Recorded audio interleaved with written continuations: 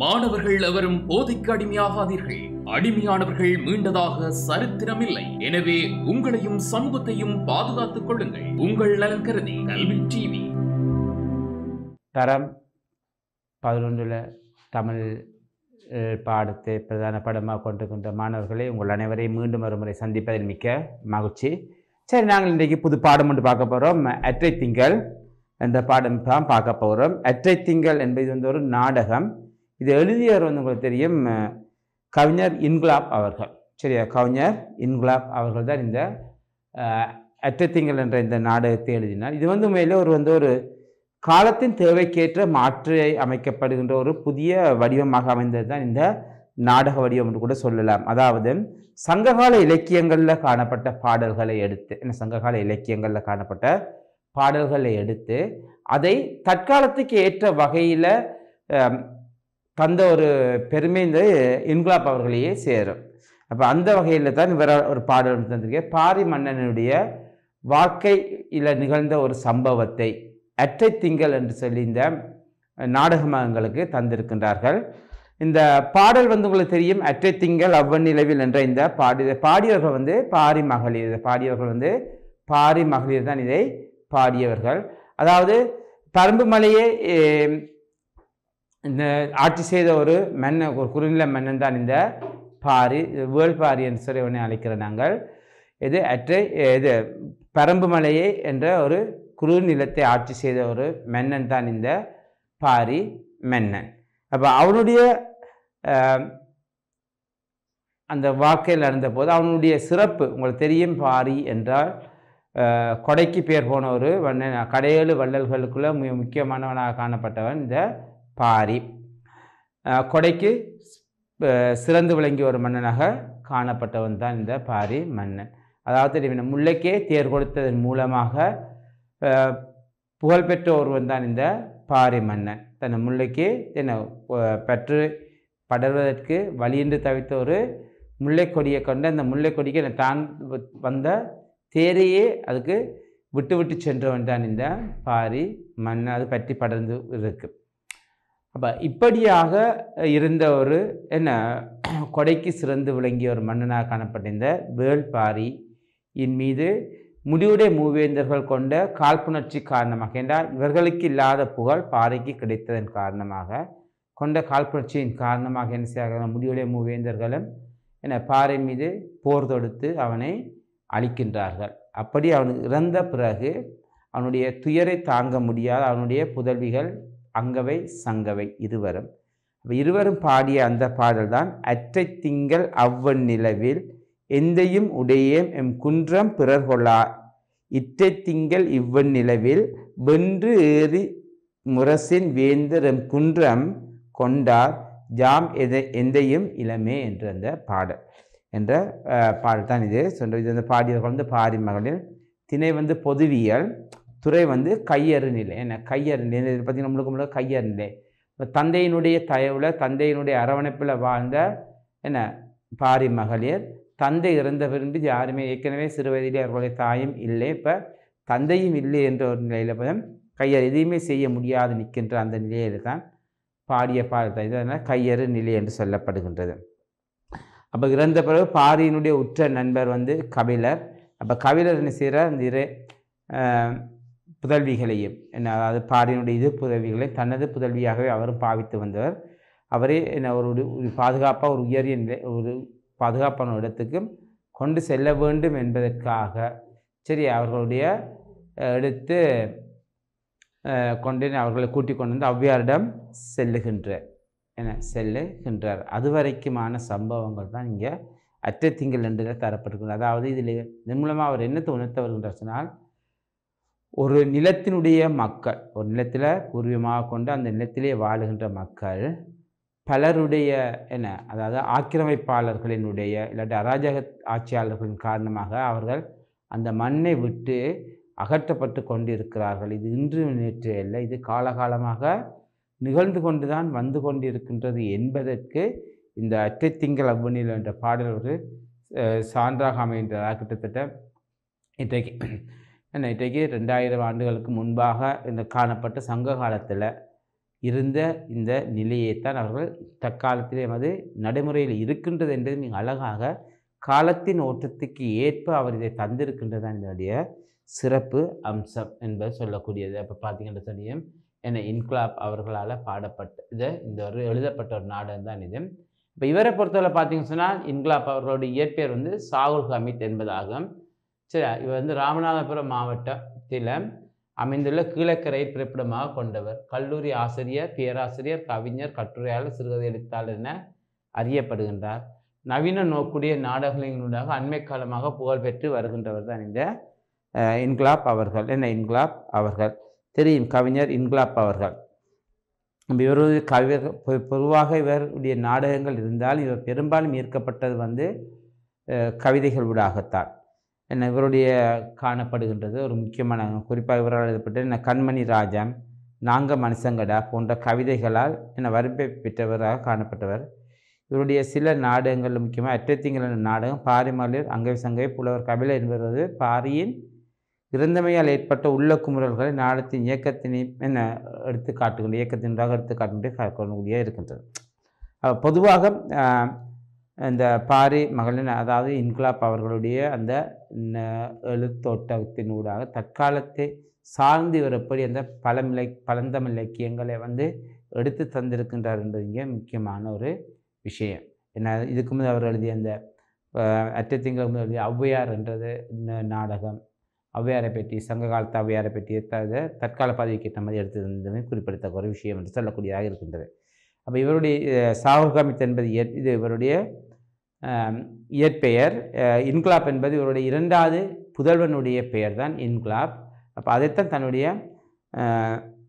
புனைப்பெயராக வைத்து கொண்டிருக்கின்றார் என்பது குறிப்பிடத்தக்க ஒரு விஷயம். கவிஞர் சாகுல் ஹமீத்தினுடைய இரண்டாவது புதல்வனுடைய பெயர் இன்குலாப், அதைத்தான் அவர் தன்னுடைய புனைப்பெயராக வைத்து இதை எழுதியிருக்கின்றார்.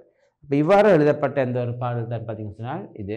அப்போ சங்க காலத்தில் வாழ்ந்த குறுநில மன்னர்களில் ஒருவன் பாரி, மலைப்பகுதியை ஆண்ட மன்னன், என்ன சிறந்த கொடைவள்ளல். இவனுடைய மக்கள் தான் அங்கவை சங்கவை. என்ன பாரி மன்னன் இறந்த பின்னர் பாடிய பாடல் தான் அற்றைத்தங்கள். இது புறநானூற்றில் இடம்பெறுகின்றது. இப்பாடலை வைத்து உருவாக்கப்பட்டது இந்நாடகம். பாருங்கள், அற்றைத்திங்கள் அவ்வநிலவில் எந்தையும் உடைய எம் குன்றம் பிறர் கொள்ளார், எம் குன்றம் பிறர் கொள்ளார் என்றது தான் இந்த சொல்லப்படுகின்றது. பாருங்கள், அற்றை திங்கள்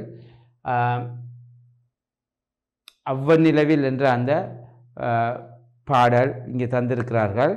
பாருங்கள், அற்றை திங்கள் அவ்வநிலவில், எஸ்கியூஸ் சந்திரன் பேச்சு போயிட்டு இருக்க பாரு.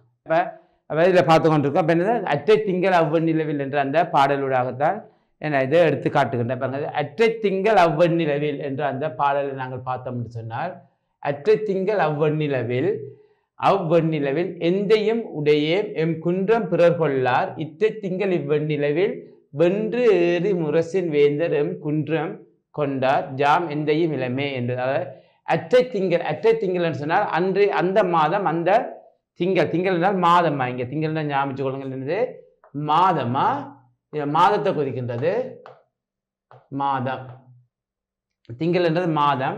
அற்ற திங்கள அந்த மாதம் அவ்வெண்ணிலவில், அந்த வெண்ணிலவு முழு நிலவு சொல்லப்படுகின்றது. முழு நிலவு முழு நிலவான அந்த காலப்பகுதியில் முழு நிலவுன்னு சொல்லுவோம். இங்க வெண்ணிலவு முழு நிலவான அந்த நேரத்தில் எந்தையும், எந்தை என்றது எமது தந்தை, எந்தை என்றது தந்தையா, எந்தை என்றது எமது தந்தை, யாரு எமது தந்தை, எமது தந்தை. உடையேம், உடையம் உண்டு, எங்களிடம் இருந்தார். உடையேம் என்றால் எமது தந்தை அந்த மாதம் அந்த வெண்ணிலவு, அந்த முழுமையான வெள்ளிலவில் எங்களுடைய தந்தை எம்முடனே இருந்தார். எம் குன்றம் பிறர் கொள்ளார். குன்றம் நீங்க மேலே பரம்பு மலை, இங்கே குன்றம் என்பது பரம்பு மலையா, என்ன ஞாபகத்துக்குள்ள பரம்பு மலை, பரம்பு மலை. இந்த பரம்பு மலை எமது நாடான பரம்பு மலை எம்மிடமே இருந்தது. பிறர் கொள்ளார், பிறர் எவருமே அதை கொண்டு கைப்பற்றவில்லை என்பது. இற்றை திங்கள், இற்றை திங்கள இந்த மாதம், அற்றை திங்கள் அந்த இற்றை என்றது இந்த மாதம், இந்த மாதம் இவ்வெண்ணிலவு, இதே அந்த வெண்ணிலவு முழு வெண்ணிலவில் வென்று ஏறி முரசின் வேந்தர் எம் குன்றம் கொண்டார். என்ன ஆனால் என்ன இந்த மாதம் எமது குன்றம் என்ற எமது பரம்பு மலையை வென்று ஏறு என முரசின் வேந்த மூடை முரசு என மூடை முடிவேந்தர்கள் என்ன செய்தார்கள்? எமது நாட்டை எமது குன்றத்தை பரம்பு மலையை கைப்பற்றி கொண்டார்கள். நமது இந்த மாநில கைப்பற்றி கொண்ட ஜாம் என்ற நாம், ஜாம் என்பது நாமா, ஞாபகம் ஜாம் என்பது நாம். நாம் நாம் எந்தையும் இளமே எங்களுடைய தந்தையும் பெருமிடம் இல்லையே என்ன. அப்போ இந்த மாதம் இந்த வண்டியில் எங்கள் தந்தை கூட எங்களிடம் இல்லை, நம்ம குன்றமும் இல்லை, எமது தந்தையும் நம்மிடம் இல்லையே என்று சொல்லி அவர்கள் அவர்கள் பாடுகின்ற இந்த பாடலில் தமிழ் கையறு நிலையை எடுத்து காட்டுவது அமைந்திருக்கு இந்த பாடல். அதை இங்கே தந்தை அந்த மாதம் அந்த வெண்ணிலவில் தந்தை இருந்தார், குன்றம் இருந்தது. இந்த மாதம் இந்த வெண்ணிலவில் வெற்றி முரசு வேந்தர்கள் குன்றம் கொண்டனர், எங்கள் தந்தையும் இல்லையே, எங்கள் தந்தை இப்பொழுது எங்களிடம் இல்லையே என்பதுதான் இதனுடைய பொருளாக காணப்படுகின்றது. அப்போ இப்படியாக இருந்த பாடலை மையமாக வச்சுக்கொண்டு தான் பாடல். இப்போ அங்கவே மலையடி வாரத்தை பார்த்தபடி பிறகு முழு நிலவையும் பார்த்து பெருமூச்சு விடுகின்றார். இல்லத்துக்குள்ளே ஏதோ உருட்டும் ஓசை என்று கேட்கின்றது. அப்போ இந்த அங்கவை என்ன மலையடி வாரத்தில் நின்று கொண்டு மலையடியையும் பார்த்து கொண்டு முழு நிலவையும் பார்த்து கொண்டு இருக்கின்றார். வீட்டுக்குள்ள என்னது ஒரு சத்தம் உண்டு கேட்கின்றது. அப்போ அங்கே இருக்கிறாள், தந்தை கட்டிய கூடு புறா குஞ்சுகளைப் போல் வளர்த்தார், அம்மாவின் முகம் நினைவில் இல்லை, நிலாவைத்தான் காட்டினார். அப்போ அந்த நிலாவை பார்த்து பாடு என்ன பாடுகிறது? தந்தை கட்டிய கூடு, இது எங்கள் தந்தை கட்டிய கூடு புறா குஞ்சுகளைப் போல எங்களை பாதுகாத்து வளர்த்து வந்தார்.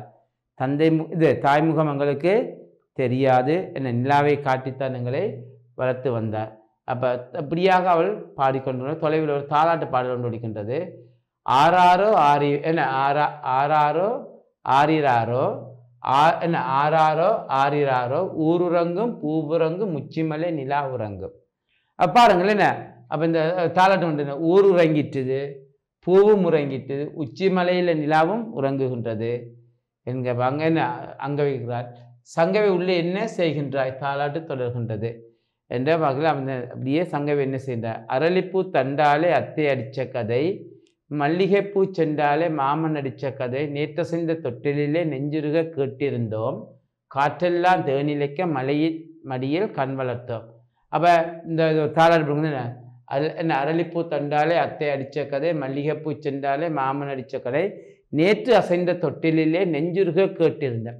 இந்த தொட்டிலில் நாங்களே நிற்கின்றப்ப அந்த பாடிய அந்த பாடல் நெஞ்சுருக கேட்டிருந்தோம், காற்றெல்லாம் தேனிலைக்கு மலையின் மடியில் கண் வளர்த்தோம். ஏன்னா அப்படி இருந்தப்போ நாங்கள் இந்த மலையின் மடியில் தான் கண்ணும் வளர்த்தவன் இந்த மலைவாழ் மக்கள் தான் நம்மை வளர்த்தவர்கள் என்பதையும் அழகாக எடுத்து காட்டுகின்றமா இருந்தது. அப்போ இரு மரப்பாச்சி இருக்காப்பாங்க. இப்படியாக இந்த பாட செல்ல சங்கவை உள்ள இரு மரப்பாச்சி பொம்மைகளோடு உலர்ந்து போன குறிஞ்சி பூக்களின் மாலையோடும் வருகின்றால் வெளியே. இதோ நாம் விளையாடிய மரப்பாச்சிகள், நாம் பல்லாலே கடித்த தடயங்கள் கூட இருக்கு, தாலாட்டு தொடர்வதாக பாருங்கள். அப்போ எடுத்துக்கொண்டு வரால் இரண்டு மரப்பாச்சி பொம்மைகள் சொல்லி மரத்தால் செய்யப்பட்ட பொம்மைகளாக அதை மரப்பாச்சி பொம்மைகள் மரப்பாச்சிகள்னு சொல்கிறது.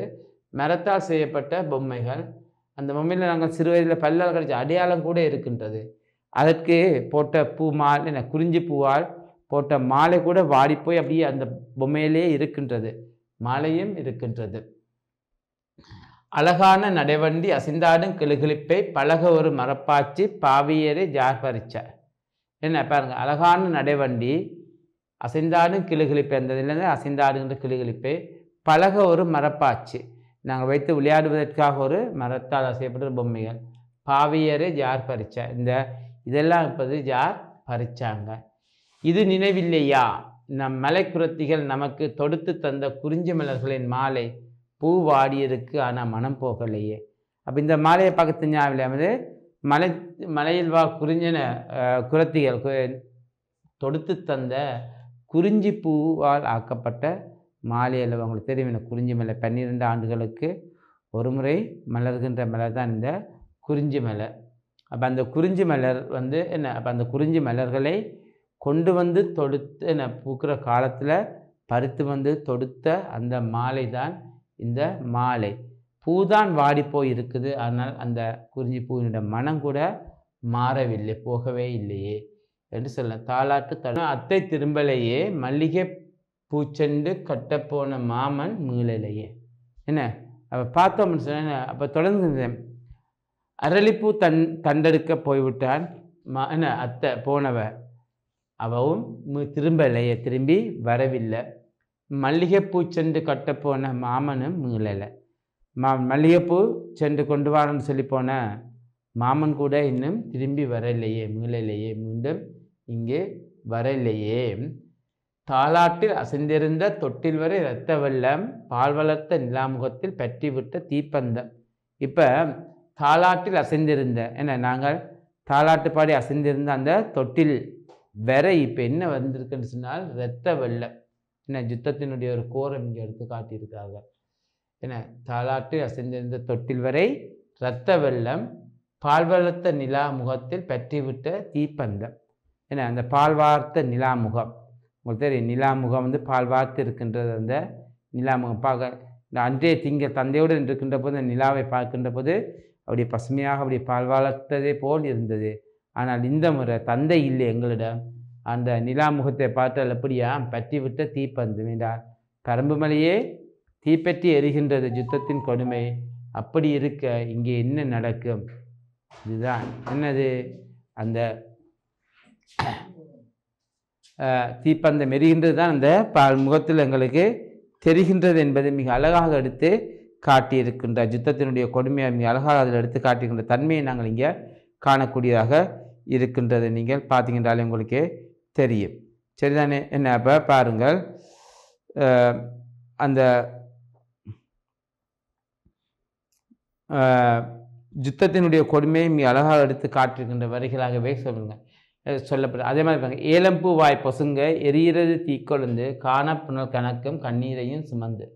அப்போ பாருங்க இங்கே ஏலம்பூ வாய் பொசுங்க. இப்போ ஏலம்பூ உங்களுக்கு தெரியும், பரம்பு மலைப்பிரதேசங்களில் இந்த வாசகத்திற்கு ஏலம் கேராம்பு போன்ற என்ன நிறைந்து காணப்படுகிறது.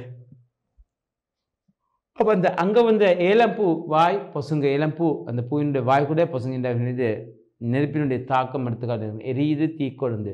அதெல்லாம் எரிந்து போகிற அளவுக்கு அங்கே தீக்கொழுந்து தீப்பற்றி எரிகின்றது. காணப்புணல் கணக்கும் கண்ணீரையும் சுமந்து. ஏன்னா அதே நேரத்தில் காலப்புணல் கால நீரோட்டம் நீராக சொல்ல கால நீரோட்டாக கணக்கும் இந்த காலம் என்ன கணக்கும் கண்ணீரையும் சுமந்து. இது தினந்தினம் கண்ணீரை தான் சுமந்து கொண்டு வருகின்றது. சுமந்து கொண்டு வெறும் எமது என்ன இந்த எண்ணங்கள் சிந்தனைகள் அப்படியே இந்த மாறாத வடுவங்களுக்கு கண்ணீரையும் சுமந்து கொண்டு தான் வரும். என்ன ஆறாரோ ஆறிராரோ என்ன ஆறாரோ ஆறிராரோ தந்தை வந்து பாட்டு அந்த தாலாட்டு பாடத்தில் அங்கே சொல்கிறார். தந்தையில்லை தந்தையின் தேரில்லை பரம்பு மலையில் பால் வளர்க்கும் நிலவை சங்கவை எப்படி எடுத்து செல்வது? இப்போ என்ன இந்த பரம்பு மலை கூட இப்போ எங்கள்கிட்ட இல்லைன்றா வென்றேறி முரசின் இது வேந்தர் கொன்று விட்டார்கள், அதை கொண்டெடுத்து விட்டார்கள். ஆகவே இனி என்ன செய்வது? எனக்கு தந்தை இல்லை, எங்களுடன் இருப்பதற்கு இப்போ தந்தையும் இல்லை, தந்தையின் தேர் இல்லை, தந்தை சென்ற தேரும் இல்லை, அதுவும் பற்றி எரிந்து விட்டது.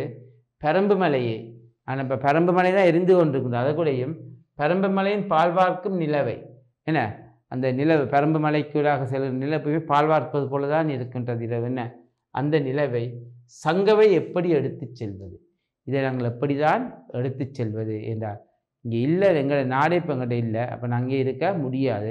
போக்கியதெல்லாம் நாங்கள் என்னென்று தான் எடுத்து செல்வது? பரம்புமலை மக்களின் அன்பை எப்படி விட்டு செல்வது? குறவர்கள் காணவர்கள் எயினர்கள் தந்தையின் பிரிவில் விதித்து போய் விட்டார்கள். பாருங்கள் யாருவர்கள் என்று என்ன தந்தையின் உடைய என்ன இந்த பரம்புமலை வாழ் மக்கள் எப்படி இந்த அன்பை என்றார்கள். நாம் தாயில்லாமல் வளர்ந்தவர்கள் அப்பயுமே தாயாக என்ன எமக்கு தாயாக இருந்தவர்கள் இந்த பரம்புமலை மக்கள் அல்லவா? அப்போ அவர்களுடைய அந்த அன்பை நாங்கள் எப்படி விட்டு செல்வது? குறவர்கள் காணவர்கள் எயினர்கள் தந்தையின் பிரிவில் விதித்து போய் விட்டார்கள். தந்தை இறந்து விட்டார் என்ற அந்த செய்தியை கேட்ட குறவர்களும் சரி காணவர்களும் சரி எயினர்களும் சரி எல்லோருமே பிரிவால் விதித்து போய் விட்டார்கள் அல்லவா? என்ன விதித்து போய் விட்டார்கள் என்ன அச்சமடைந்து போய் இருக்கின்றார்கள், போயெல்லாம் இருக்கின்றார்கள் இயலாமல் என்ன தந்தையினுடைய பாரியினுடைய இழப்பை தாங்க முடியாமல். முற்றுகை நடந்தபோது இந்த பெண்கள் மலைமுகட்டில் இருந்து பகைவருடைய குதிரைகளை விளையாட்டாக எண்ணிக்கொண்டிருப்பாங்க. அங்கே சொல்லுவார் முற்றுகை நடந்து என்ற முடிவுடைய மூவேந்தர்கள் இதை மிக முற்றுகையிட்டு வைத்திருந்தவர்கள் பல மாதங்களாக. ஆனால் பரம்பு மலையே நெருங்க முடியாமல் இருந்தது. அப்போ இந்த பகை அரசர்களுடைய குதிரைப்படைகளால் போக இந்த மலைமுகட்டில் ஏறியிருந்த இந்த பரம்பு மலைவாழ் பெண்கள் என்ன செய்வார்களாம், இந்த குதிரைகளை எண்ணிக்கொண்டு இருப்பார்களாம். எத்தனை குதிரை போய் வருகிறது விளையாட்டாக எண்ணிக்கொண்டிருப்பாங்க. அவ்வளவு நம்பிக்கை, தங்கள் பாரியும் பரம்பும் வீழாது என்று கொஞ்சமும் அஞ்சாமல். ஏன்னா அவர்களுக்கு ஒரு நம்பிக்கை இருந்தது, யார் என்னதான் முற்றுகையிட்டாலும் பாரியையும் அழிக்க முடியாது, பரம்பு மலையும் எதிரியின் கைகளில் வீழாது என்பது அவர்கள் நம்பியிருந்தாங்க. ஏன் அவ்வளவு நம்பிக்கை அவர்களுக்கு? காரணம் பாரியினுடைய வீரமும் பாரி மீது மக்கள் இந்த பரம்பு மலைக்கு கொண்டிருந்த நம்பிக்கையும். என்ன அதே நேரத்தில் பரம்பு மலை மக்கள் மீது பாரி கொண்டிருந்த அன்பும் தான் இதற்கு காரணமாகவே அவனை நெருங்க விட மாட்டார்கள் என்பது எல்லோருக்குமே தெரியும். கொஞ்சம் கூட அஞ்சாமல் அப்படியே இருந்தார்கள். அந்த பகைவர்களுடைய விளையாட்டு, குதிரைகள் விளையாட்டு என்பதற்கு காரணமும் அதுதான். இப்போ பகல் பொழுதுகளில் ஈத்திலே குப்பை மட்டில் ஏறி நின்று உமணர்கள் ஒட்டுகின்ற உப்பு வண்டியை எண்ணுகிறாங்க. இப்போ என்ன செய்கிறாங்க சொன்னால், பகல் பொழுதுகளில் முதல் அப்படி இல்லை, இரவு பகல் என்று பாராமலே இந்த மலைமுகட்டில் எறிந்து பெண்கள் என்பார்கள். இப்போ பகல் பொழுதுகளில் ஈத்திலை குப்பை மேட்டில் ஏறி, ஈத்திலை குப்பை இப்போ குப்பை மேடாகத்தான் காணப்படுகின்றது பரம்பு மலை. என்ற யுத்தத்தால் எல்லாம் அழிஞ்சு எல்லாம் இப்போ அந்த ஈத்திலை குப்பை மேட்டிலே ஏறி நின்று உமணர்கள் ஓட்டுகின்ற உப்பு வண்டியை எண்ணுகிறாங்க. உமணர்கள் என்பது உப்பு வியாபாரிகள், உப்பை உற்பத்தி செய்வார்கள். அவர்கள் இப்போ இந்த பரம்பு மலை பக்கம் பாதையால் என்னத்தை கொண்டு செல்கின்றார்கள் சொன்னால் உப்பு வண்டி, உப்பை தான் கொண்டு செல்லுகின்றார்கள். இப்போ அவர்கள் செல்லுகின்ற இந்த உப்பு வண்டியை தான் இப்போ எண்ணிக்கொண்டிருக்கிறார்கள் என்று சொல்லுவாங்க. அந்த அளவுக்கு உதாரணத்துக்கு சொல்லுவோம், உங்களுக்கு இழிவு பண்ணம் என்று சொல்லுவோம், உப்பு என்ன உப்பொரு இழிவு பண்ணம் என்று சொல்லுவோம்.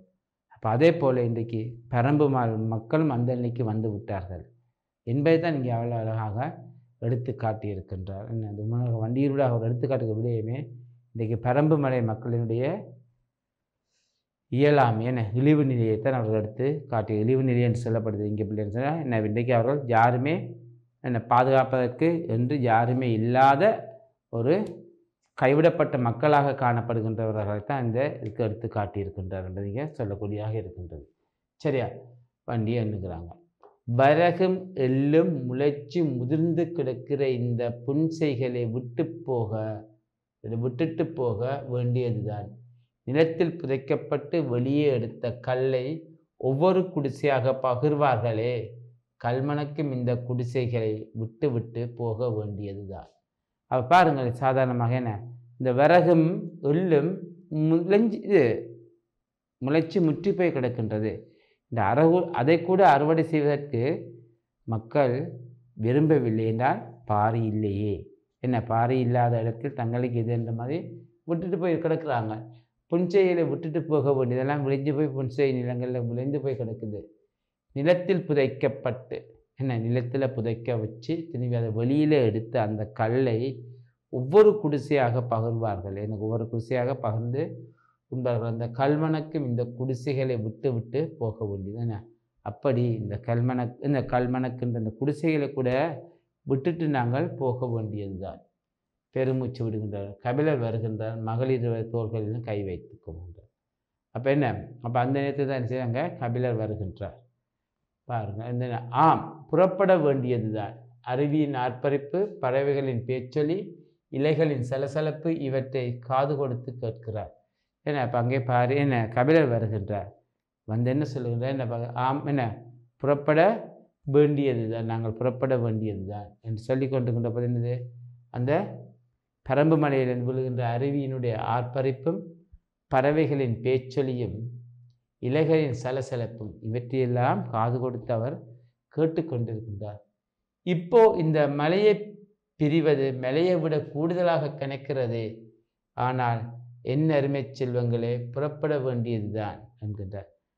சொல்லுகின்றார் பார்த்தீங்கன்னா, இப்போது இந்த மலை பரம்பு மலையை விட்டு நாங்கள் புறப்பட போகின்றோமே என்ற அந்த நினைவும் அந்த எண்ணமும் பரம்பு மலையை விட கணக்கின்றது.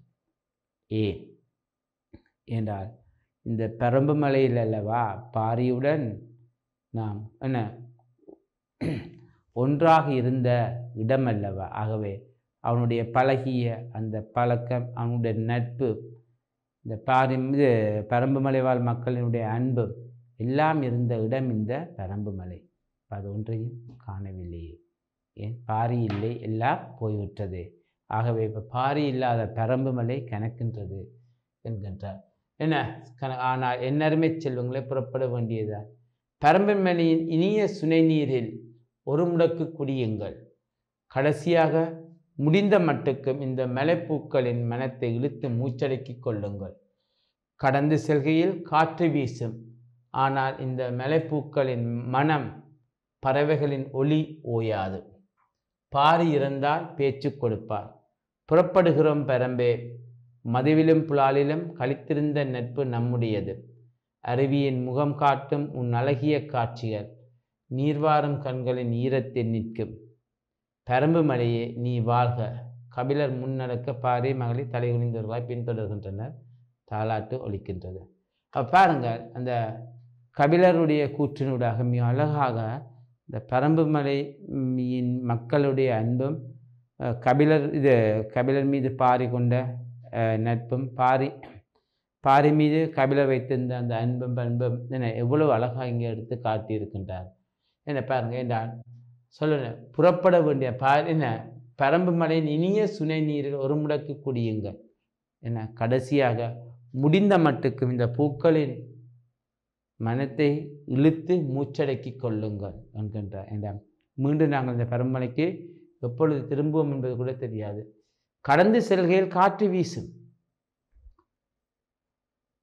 மலை பூக்களின் மனம், பறவைகளின் ஒளி ஓயாது. என ஆனால் காற்று வீசும் இந்த மலைப்பூக்களின் பரம்புமலையில் பூத்த பூக்களுடைய மனம் கிடைக்குமா என்றால் தெரியல. ஆனால் இது பறவைகளின் ஒளி ஓயாது, பறவைகளுடைய சத்தம் ஓயாவே ஓயாது, எப்பயுமே கேட்டுக்கொண்டு தான் இருக்கும்.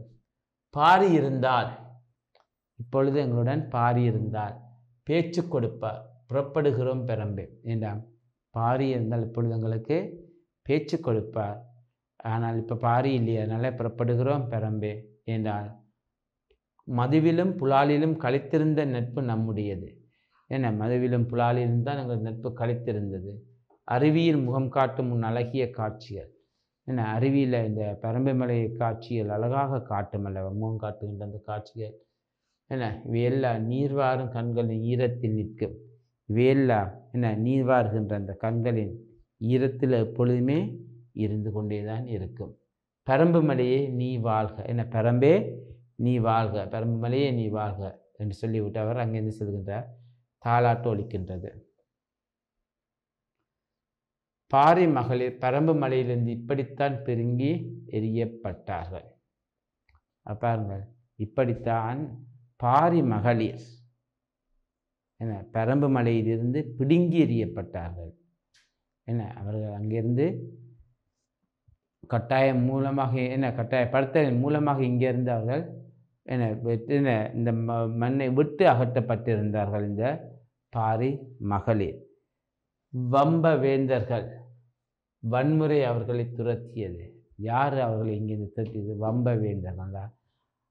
எப்பொழுதுமே அராஜக வழியில் நடப்பவர்கள், இல்லாட்டி அக்கிரமத்தின் வழியே செல்பவர்களுடைய இந்த வேந்தர்கள் முடிவுடைய அந்த மூவேந்தர்களுடைய வன்முறை தான், வன்முறையான அந்த செயல்தான் அவர்களை இங்கே இருந்து துரத்தியது. எல்லா காலங்களிலும் இதுதான் மண்ணின் மக்களின் புலம்பெயரும் வரலாறு. எல்லா காலங்களிலும் இதுதான் மண்ணின் மக்களின் புலம்பெயரும் வரலாறு. இதான் ஒரு மண்ணை பூர்வீகமாக கொண்ட மக்கள் அந்த மண்ணை விட்டு புறப்படுவதற்கு காரணம் இதுதான். இது காலகாலமாக நடந்து கொண்டு தான் இருக்குது. மலைவாசிகள் இன்றளவும் இப்படித்தான் வேரூன்றும் உரிமைகளும் மறுக்கப்பட்டு அதே போல தான் இன்றைக்கும் இந்த பரம்பு மலைவாழ் மக்கள் வேரூன்றுகின்ற உரிமைகள மறுக்கப்பட்டு இன்றும் அவர்கள் வாழ்ந்து கொண்டே இருக்கின்றனர். மலைவாசி பரம்பை விட்டு சென்ற பின் ஏதோ ஒரு நாளில் பாரி மகளை தாம் பிறந்து விளையாடிய பரம்பு மலையை நினைத்தனர்.